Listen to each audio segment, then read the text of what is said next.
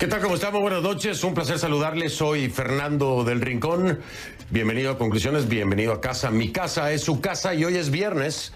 Algunos de nosotros sobrevivimos la semana. No se le olvide. Valórenlo siempre, ¿no? Creo que es bueno. Bien, esta noche cerramos la semana con algo que sigue pendiente, que además tiene a todo un país en vilo y a muchos de nosotros, estoy hablando de un servidor y de analistas, de periodistas y de incluso organismos multilaterales, nos tiene muy nerviosos, muy preocupados. Le estoy hablando de la elección en Perú.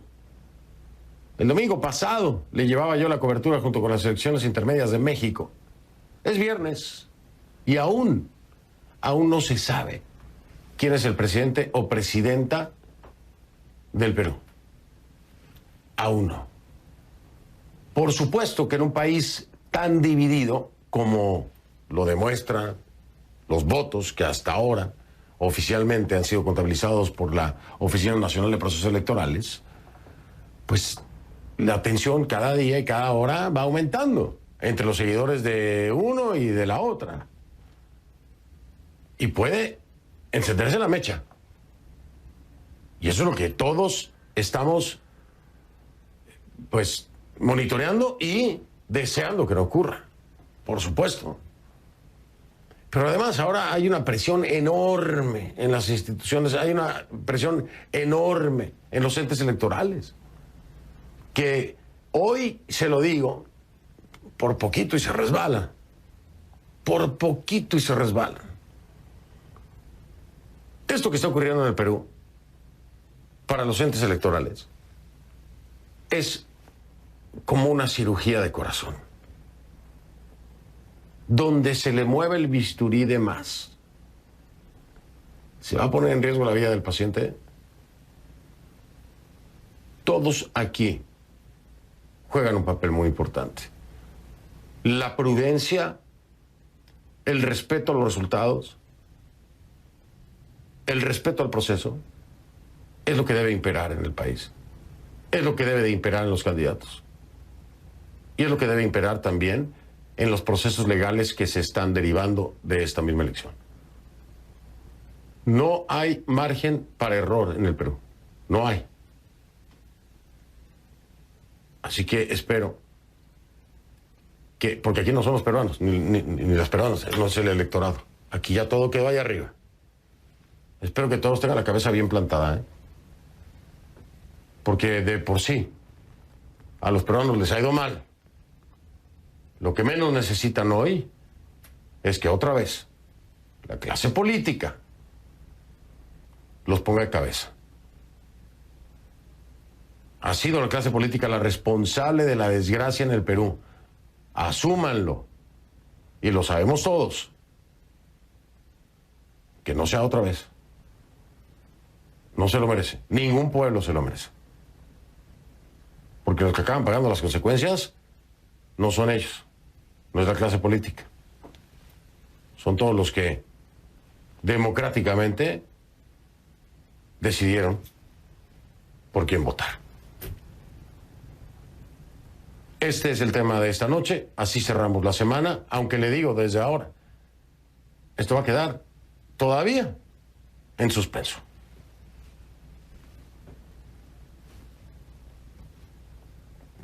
Vamos.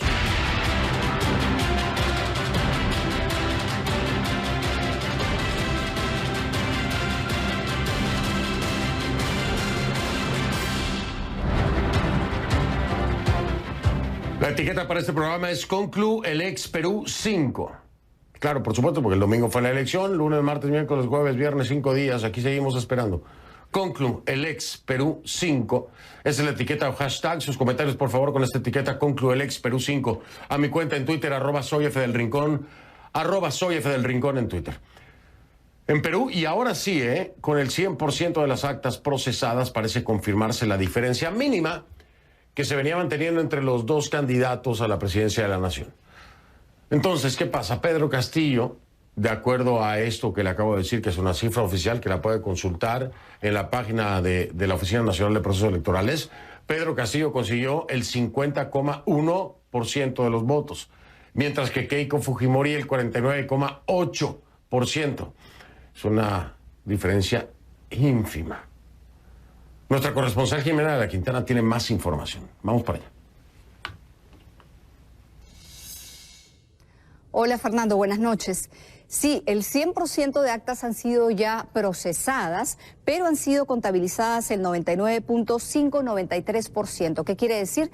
Que hay más o menos un 0.5% que aún falta contabilizar, es decir, que ingrese al sistema para finalmente dar este resultado que sabemos que mantiene por encima de Keiko Fujimori a Pedro Castillo con una ventaja muy pequeña de un promedio de 60.000 votos. Ahora, ¿por qué hay un 0.5% de actas que faltan procesar? Porque hay actas que en su momento fueron observadas, tienen que ser resueltas para luego ingresar al sistema. Pero recordemos además que Keiko Fujimori, que el partido de Keiko Fujimori, Fuerza Popular, ha pedido la nulidad de más de 802 mesas. Hay que decir que el partido de Pedro Castillo también ha pedido nulidad de mesas. No tenemos el número exacto porque no ha sido confirmado por Perú Libre a CNN, pero ambos han pedido la nulidad de las mesas. ¿Qué quiere decir esto?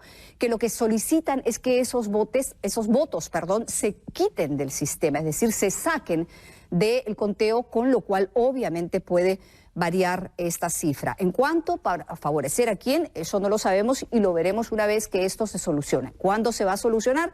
Bueno, pues estas mesas que piden ser anuladas, esta nulidad, va a los jurados especiales electorales. Ellos tienen 3 días para resolver. Luego, si alguno de los dos partidos decide apelar, puede hacerlo, y esta apelación, o tienen 3 días más para apelar. Ya vamos 6 días, pero luego esto llega a una segunda instancia, es decir, al Pleno del Jurado Nacional de Elecciones, y tienen 3 días para resolver. Estamos hablando entonces, si es que consideramos los plazos de ley, de unos 9 días en promedio. No estamos diciendo que en 9 días se van a tener los resultados oficiales, pero son los plazos de ley y podríamos en todo caso partir de ese número para darnos una idea de cuándo es que podríamos tener resultados oficiales. Considerando que la ventaja, o que la diferencia, perdón, entre Pedro Castillo y Keiko Fujimori es tan pequeña, hay que esperar necesariamente estas mesas impugnadas. En el caso de las de Keiko Fujimori, 800 mesas, representan un promedio de 200.000 votos, así que considerando que la diferencia de Pedro Castillo sobre Keiko Fujimori es de 60.000, es por eso la importancia de esperar hasta el último conteo, es decir, hasta que se cuente el último voto, ¿no? Y quería terminar diciéndote lo siguiente. Ya se tiene la fecha de la audiencia para Keiko Fujimori. Recordemos que la Fiscalía ha vuelto a solicitar prisión preventiva para ella, y esta es el lunes 21, esta audiencia, es el lunes 21 de junio a las 3 de la tarde, hora de Lima. Eso quiere decir, Fernando, que es muy probable que para esta fecha aún no se tenga a un ganador o ganadora oficial de estas elecciones. Regreso contigo.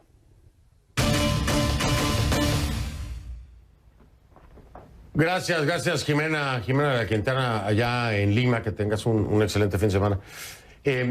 Como usted puede darse cuenta, la situación es sumamente complicada, es sumamente compleja. Había, de hecho, una solicitud, o se estaba contemplando la ampliación por parte del Jurado Nacional de Elecciones, la ampliación para recibir precisamente esta petición de nulidad de actas.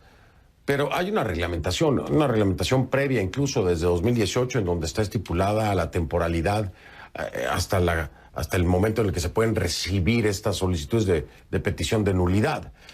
Por eso le decía, estuvieron a punto de resbalarse, porque de haber aceptado esta ampliación para el tema de la nulidad, habrían incurrido en un proceso violatorio de sus propias reglas. Afortunadamente, el Jurado Nacional de Elecciones revirtió este tema de la ampliación de plazo para recibir las peticiones de nulidad. Así que bueno, por lo menos ahí las cosas están más claras. Está llegando algo de información, ahora se la verifico. Déjame ver. Bueno, vamos a darle la bienvenida. Esta noche tengo panel porque es muy complejo y tenemos que escuchar diferentes voces y puntos de vista acerca de esto que ocurre en el Perú. Vamos entonces para dar la bienvenida a mis invitados. Bien. Le doy la bienvenida entonces a Adriana Urrutia, es presidenta de la Asociación Civil Transparencia de Perú. Adriana nos acompaña, por supuesto, también Daniel Sobato, director regional para América Latina y el Caribe del Instituto Internacional para la Democracia y Asistencia Electoral. Y Fernando Tuesta, doctor en Ciencias Sociales, profesor universitario y ex jefe de la Oficina Nacional de Procesos Electorales en el Perú, de la OMPE, como ya le estaba diciendo. Bienvenidos todos, mil gracias por acompañarme. Buenas noches. Buenas noches. Buenas noches, Fernando. Muchísimas gracias. Voy a iniciar con las damas, por supuesto, si me lo permiten, pero además retomando algo que hablaba ayer con el secretario general de la OEA, Luis Almagro, sobre la elección peruana. Me remitía a que estaba el equipo de observación de la OEA y que, bueno, pues prácticamente habían visto, y ya hay, por supuesto, hoy el reporte, el informe por parte de la misión de observadores de la OEA. Básicamente hablan de una elección transparente, limpia, sin mayores incidentes. Adriana, todo esto en torno a lo que estamos escuchando por parte de Keiko Fujimori, de la misma forma de parte de Castillo, pero no al mismo nivel. Creo que el nivel de Keiko Fujimori es mucho más amplio en este tema, más acusatorio, pero desde la perspectiva de transparencia, Adriana, ¿cómo se vio la elección para pensar o no en que Keiko podría tener sustento en estas solicitudes de nulidad? Gracias, Fernando, por la pregunta. Como ustedes saben, Transparencia desde hace 26 años observa los procesos electorales y el día domingo desplegamos 1.000 observadores físicamente, presencialmente, en todo el país y además en 4 países en el extranjero, ¿no? Y eso nos permite decir a nosotros, a través de la información remitida por estos 1.400 voluntarios que observaron las elecciones, que la jornada electoral se desarrolló de manera tranquila, los electores acudieron a votar y que no observamos ningún indicio de alteración en el proceso electoral. O sea que para ustedes fue un proceso electoral transparente que, vaya, vamos a verlo, lo voy a decir así, porque en todos los procesos electorales hay incidencias o incidentes. Nada que pudiera o que podría cambiar el resultado que hasta ahora ha reportado la Oficina Nacional de Procesos Electorales. ¿Correcto, Adriana? Lo que observamos fue un conjunto de incidencias que aparecieron en los 2 reportes de observación electoral que salieron el día domingo y que también fueron presentados por el partido político Fuerza Popular a inicios de la semana, pero de ninguna manera constituyen una operación sistemática que nos permitiera hablar de fraude sistemático. Bien, ahí está la respuesta. Es muy importante esto que nos está diciendo Adriana. Déjame preguntarle ahora a Fernando Tuesta, que tiene toda la experiencia con la OMPE, con la Oficina Nacional de Procesos Electorales. Si tenemos observadores electorales que han determinado que esta elección pues ha sido transparente, que no hay ningún motivo para pensar que pudiera haber algún cambio en el resultado, aún y revisando las incidencias, como ya lo mencionaba Adriana.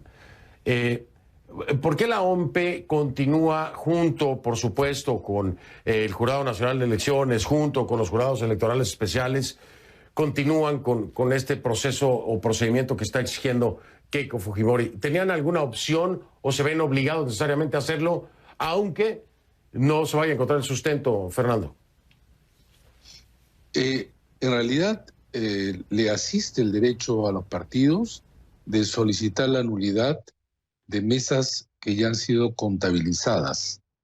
Sin embargo, esto es parte pues, de la estrategia, sobre todo de Fuerza Popular, para alcanzar un resultado que, con las proyecciones que se tenían de las actas hasta ese momento que faltaban revisar, no podía llegar.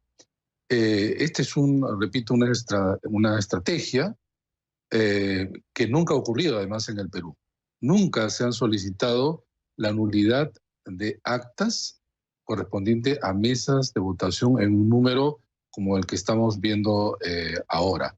Esto configura además como parte de una lamentable campaña y diría declaraciones, manifestaciones de ambas candidaturas sobre un tema de fraude que, como ha señalado Adriana y la propia misión de OEA, descartan de plano. En el Perú no ha habido fraude, no lo ha habido además en los últimos 20 años, como alguna vez conversamos contigo, Fernando, y debo decir entonces que, bueno, estas solicitudes tienen que ser vistas en los próximos días, en los plazos que ya en el informe de Jimena de la Quintana se haya señalado.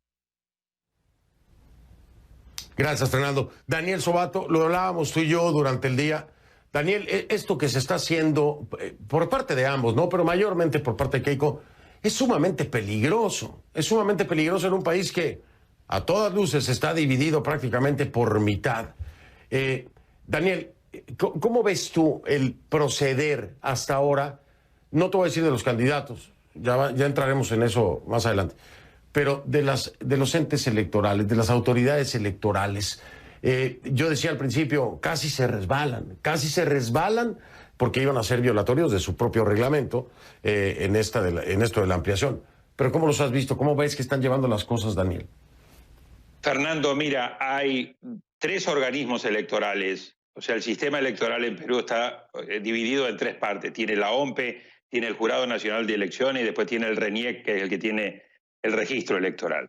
Acá los actores principales que están jugando en este momento son la OMPE. La OMPE ha venido haciendo un trabajo muy bueno, muy profesional. Tiene en este momento 99.70% de actas contabilizadas, 100% de actas procesadas.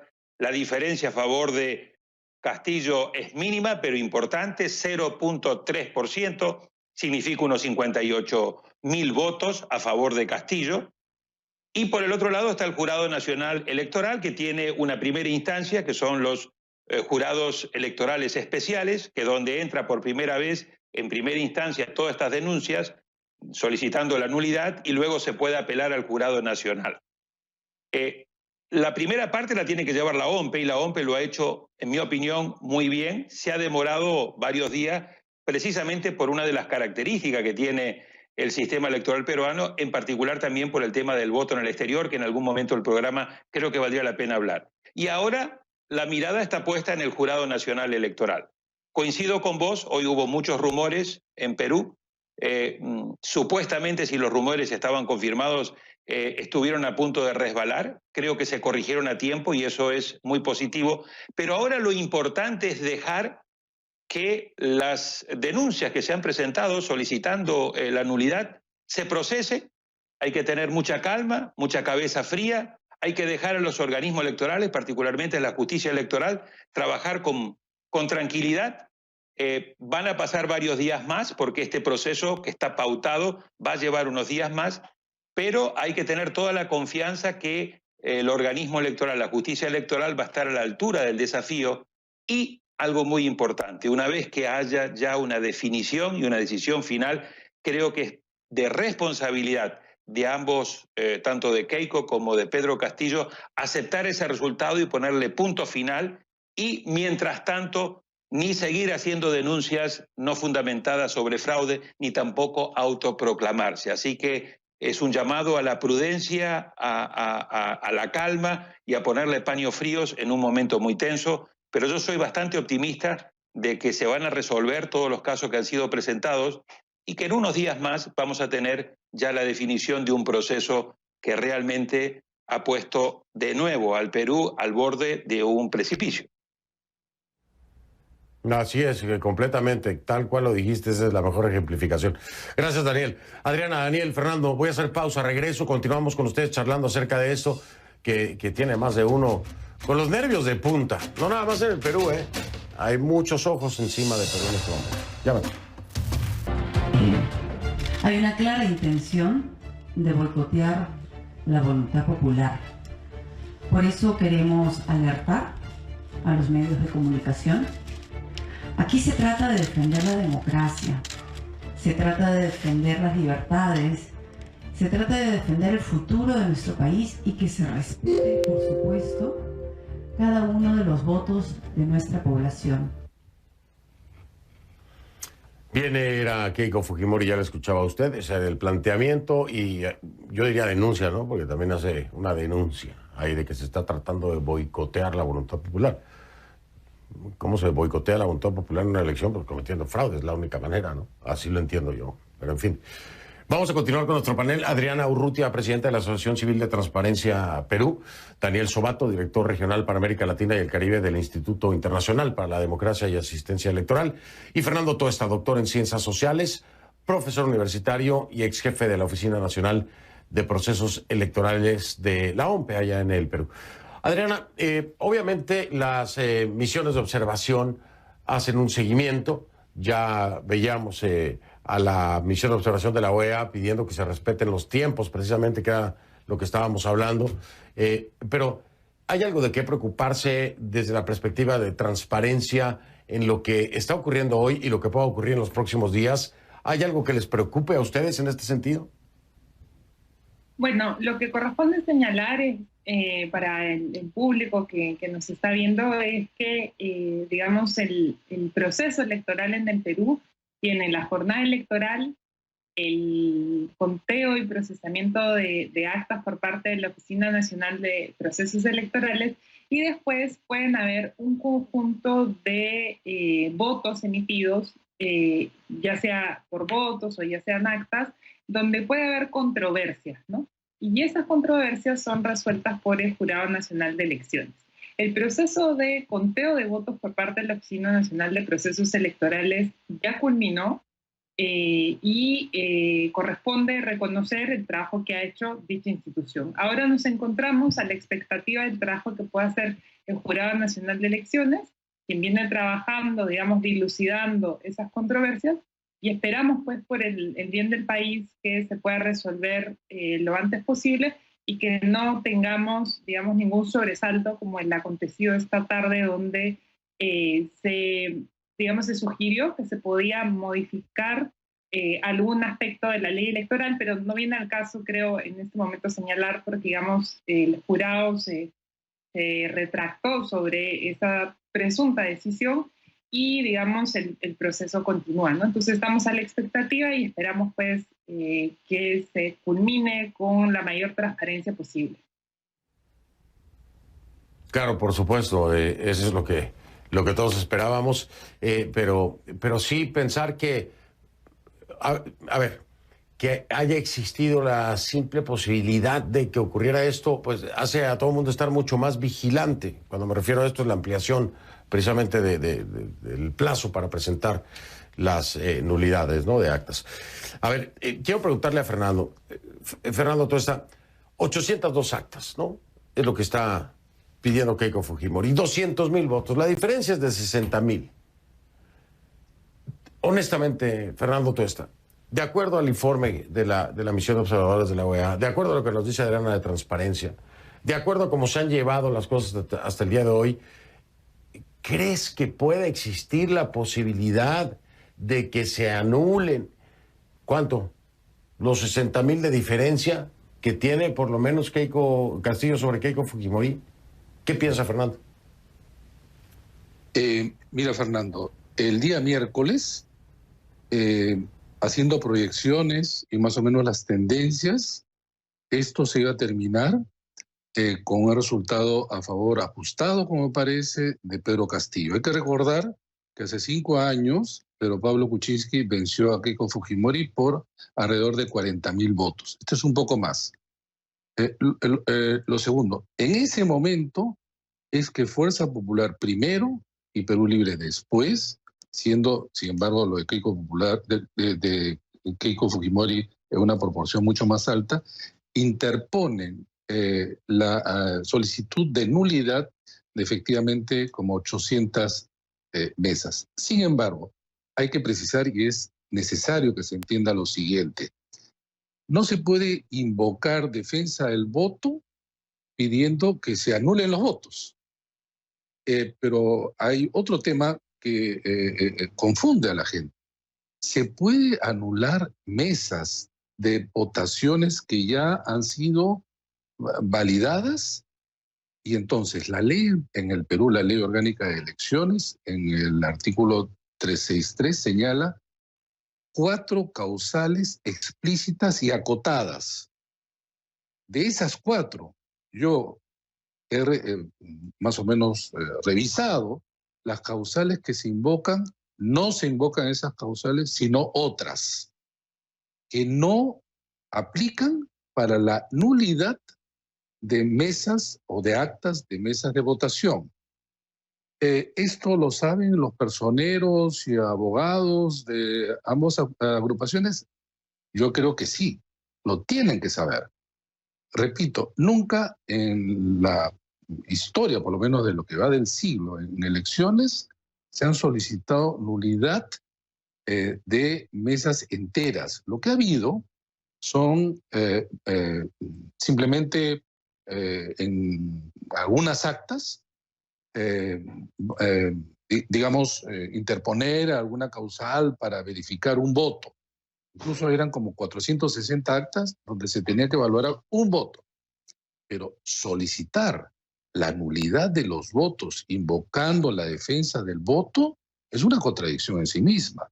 Y lo que nos está llevando es a la zozobra, a la incertidumbre, pero llena en medio de una polarización que debo decir y de alguna manera denunciar y rechazar a la vez, que se moviliza gente a las casas de los titulares de los organismos electorales. El día de ayer, en la casa del presidente del Jurado Nacional de Elecciones. El día de hoy tengo entendido una vigilia delante de la casa del jefe de la Oficina Nacional de Procesos Electorales. Este proceso ha sido limpio, transparente. Además, ahí están las misiones de observación internacional que así lo señalan. Y sin embargo, nunca como ahora se ha hablado tanto de fraude. Pero no de ahora, sino desde antes. Es bajo este principio, para mí, trumpista, de que si es que no gano, es fraude. Y eso, lamentablemente, lo estamos viendo a lo largo de este proceso electoral, que se ha alargado tanto, tan agotador, pero cada vez más agresivo entre las partes. Es preocupante porque, si bien se dice hoy que se va a respetar el resultado, no necesariamente va a ser así. Yo espero, como muchos peruanos, que sí sea. Si no es así, lo que se viene en el Perú es repetir lastimosamente lo que hemos visto en el último quinquenio. No, ni pensarlo. Pero entiendo por completo el planteamiento que está haciendo Fernando. Voy a marcar pausa para regresar y darle la palabra a Daniel Sobato. Le dejo el tema en la mesa a Daniel para que lo piense usted en casa y ya lo escucharemos a él. Daniel, ¿cómo calificamos lo que está haciendo Keiko Fujimori? Desde tu perspectiva, viendo los resultados, viendo el proceso, viendo los porcentajes, ¿cómo lo calificamos? ¿Como un derecho? ¿Como un derecho? Claro, está consignado como un derecho. Ya lo aclaraba Fernando Tuesta. Está consignado como un derecho, sí. Pero quitemos esto. Tú sabes de qué te estoy hablando. Tú sabes cómo son los políticos, yo también. ¿Cómo lo calificamos, Daniel? ¿Como una estrategia de Keiko Fujimori para protegerse, para tratar de buscar blindarse por la posibilidad de ir a prisión? ¿O como un derecho legítimo de Keiko Fujimori? ¿Desde dónde lo ves tú? Le dejo esto a Daniel Sobato para escucharlo después de la pausa. Ya regresamos.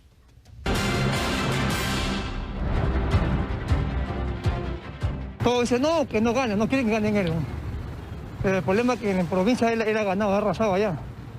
Se da cuenta, estamos con miedo. Yo trabajo en una empresa privada y me echo mi jefe. Entra este hombre, cerramos acá, se da cuenta. Y estamos con miedo. Miedo no, temor por el país, por la gente, la familia. Miles de familias se han esforzado para tener algo. Entonces tienen temor a perderlo. Estamos de vuelta. Me quedé pendiente con Daniel Sobato, por supuesto. Y mira, Daniel, ya lo decía Fernando Tuesta hace unos minutos. En el papel, bueno, está en su legítimo derecho Keiko Fujimori de hacer lo que está haciendo. Pero en el trasfondo, y tú y yo lo sabemos, hay otras intenciones. ¿Cómo calificar esta movida de Keiko Fujimori, Daniel? ¿Como su legítimo derecho o como algo más? ¿Por dónde te irías tú? Fernando, mira, creo que tenemos que ser muy prudentes a la hora de dar una respuesta. Tu pregunta es muy relevante, pero creo que tenemos que ser muy prudentes. Número uno, creo que a Keiko y a Castillo también le asiste el derecho de poder accionar con todos los recursos que la legislación electoral le permite. Así que tenemos que empezar por ahí. Es poder ejercer un derecho que la ley le concede. Pero también creo que hay una segunda dimensión, que es una dimensión de estrategia política, que no empezó el miércoles cuando ellos presentaron los recursos de solicitud de nulidad, sino que empezó el lunes cuando Keiko hizo una conferencia de prensa, cuando todavía el conteo estaba no muy avanzado, y comenzó a denunciar fraude. Así que ahí hay una estrategia política de una candidata, quizás mucha gente no lo recuerda, pero es la tercera vez que Keiko participa, llega a una segunda vuelta, perdió en esa segunda vuelta, perdió en la segunda vuelta frente a Pedro Pablo Kuczynski hace tan solo 5 años por una diferencia de 0.2%, 42.000 votos, y ahora estaría probablemente perdiendo nuevamente por una diferencia mínima de 0.3%, más o menos, que son entre 57 y 60.000 votos. Y esta lo coloca a Keiko Fujimori con un futuro político y un futuro judicial muy, muy complejo. Eso yo diría que es la primera parte de la respuesta. La segunda parte es, yo veo positivo lo que está ocurriendo dentro de todos los riesgos y amenazas que trae. ¿Por qué? Porque con el informe de transparencia, más de 1.000 observadores, nos decía Adriana, con el informe lapidario que presenta hoy la OEA, donde dice que el proceso electoral ha sido positivo, que ha tenido mejoras sustanciales entre la primera y segunda vuelta, y que no ha detectado graves irregularidades, todo eso lo dice en un párrafo. En el resumen ejecutivo, prácticamente coloca las 802 solicitudes de nulidad en una situación muy precaria. Y por lo tanto, una vez que el Jurado Nacional Electoral, mi impresión es que el Jurado Nacional Electoral o los jurados electorales especiales no van a hacer lugar a la gran mayoría de las solicitudes. Y una vez que se cierre este ciclo, entonces nadie podrá aducir, no me dejaron ejercer el derecho, no pude accionar con este otro recurso, sino que se ha completado todo el circuito que establece el proceso electoral, y ahí sí hay una responsabilidad de demandar y de exigir, como muy bien señalaba Fernando Tuesta, de que se acepte la palabra del Jurado Nacional Electoral. Todas las presiones que estamos viendo sobre el jurado y sobre algunos de sus miembros, incluido el presidente, no lo estamos viendo o no lo hemos visto únicamente en el Perú. Tú te acuerdas que hace poquitas semanas atrás el partido Morena presionó fuertemente al presidente del Instituto Nacional Electoral en México, incluso amenazaron también con ir a su casa. Esta es una tendencia que lamentablemente estamos viendo en América Latina y hay que ponerle atención. Pero yo lo veo como positivo porque en unos pocos días más va a haber una definición, y esa definición creo que va a tener que ser aceptada quien gane y quien pierda. Claro, porque no va a haber excusas porque se hizo el recorrido completo, por supuesto, lo que estaba diciendo Daniel Sobato. Tengo que marcar pausa. Hablando de lo que decía Daniel, hay ciertas frases muy temerarias, me parecen, las calificaría yo así, de Keiko Fujimori, ¿no? Hoy hablaba en una pelea que tenía con el presidente Sagasti. Pero hay una parte donde acusa al Estado de no generar calma, que me parece que es todo lo contrario, ¿no? Más bien ella es la que no está generando calma. Pero asegura lo siguiente: existen actores externos que están vulnerando la voluntad popular. Existen actores externos. Esto es muy temerario, es muy peligroso. ¿A qué actores externos se refiere? ¿Transnacionales o externos de dónde? ¿De fuera de los órganos electorales? ¿De dónde? Yo le voy a preguntar a Adriana Urrutia, cuando regresemos, a ver si me da respuesta, de Transparencia de Perú, si hay alguna sospecha de que hay actores externos. ¿De dónde? No sé. Pero así lo dice Keiko Fujimori. ¿Qué nos dice Adriana Urrutia? Después de la pausa.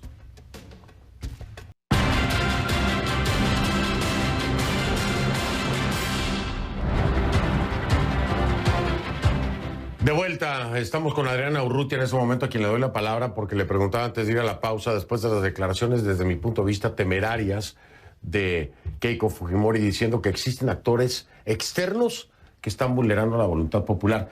Le preguntaba a Adriana, ¿hay alguna sospecha, la más ligera evidencia de que en efecto pudiera haber actores externos que vulneraron la voluntad popular? Mira, Fernando, aquí lo que está en juego es la confianza de los ciudadanos en el proceso electoral. Y lo que hay que hacer es buscar salvaguardar la integridad del proceso electoral. En ese sentido, creo que es bien importante que podamos culminar todas las elecciones para poder así darle garantía a los peruanos y peruanas y confianza en la representación, porque el fin del proceso electoral es el punto de partida para la gobernabilidad de los próximos 5 años, ¿no? Entonces, en ese sentido, es bien importante culminar esta etapa para empezar otra que va a ser todavía más desafiante y donde la sociedad civil deberá mantenerse vigilante. Ese tema es un programa completo, el tema de la gobernabilidad, y hay tantas cosas que analizar, sobre todo en este escenario. Fernando Tuesta, se me va a ir el tiempo, entonces me quiero adelantar a darle la palabra a Fernando para que nos dé un cierre en torno a lo que prevé para los próximos días, o no sé, cualquier otro dato que nos quiera dar. Pero además, aprovecho, Fernando, no voy a decir nada más que 1000 gracias por estar esta noche aquí, por 1001 circunstancias que tú y yo sabemos. De verdad que lo aprecio y lo valoro enormemente. De verdad, Fernando, millones de gracias. Reconozco y agradezco de corazón lo que haces. Adelante, Fernando. Bueno, tan solo de verdad pedir tranquilidad, calma, en un contexto tan difícil como el nuestro, pero sobre todo exigir a quienes pretenden ser los líderes y gobernantes del país que estén a la altura de las circunstancias y que lo que se dice sea coherente con lo que se hace.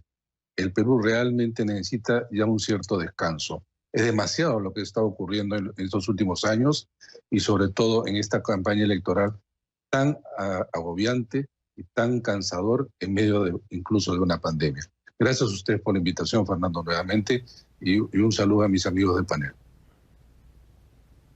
Gracias, Fernando. Daniel Sobato, les doy la palabra para cerrar. Coincido con lo que se ha dicho Adriana y lo que ha dicho Fernando. Fernando Tuesta. Me parece que lo importante aquí es, número uno, que se cierre el proceso con todas las garantías.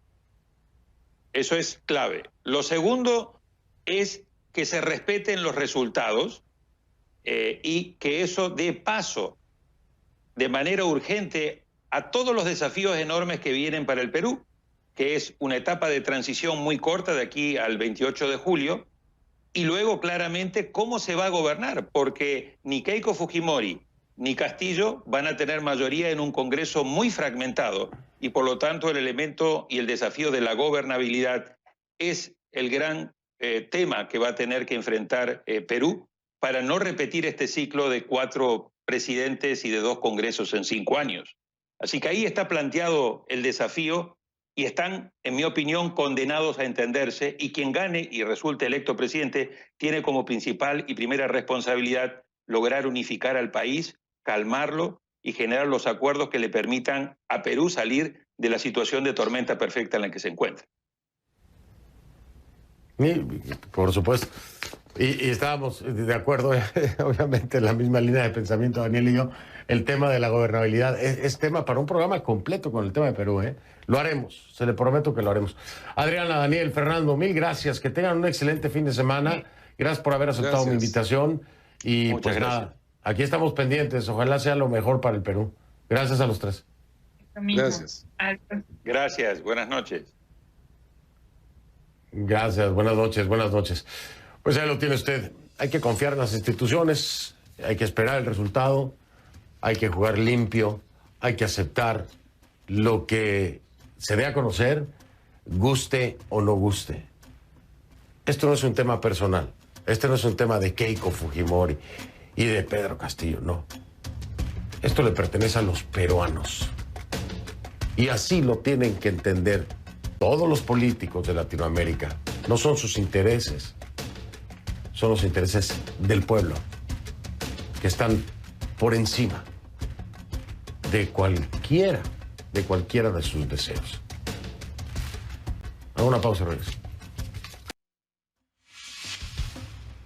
Soy Fernando del Rincón, gracias por haberme acompañado. Si no lo vio en conclusiones, no lo vio. Yo lo veo hasta dentro de una semana. Tengo toda la semana que entra libre, así que lo veo dentro de una semana. Pásenla bien, buen fin de semana, gracias.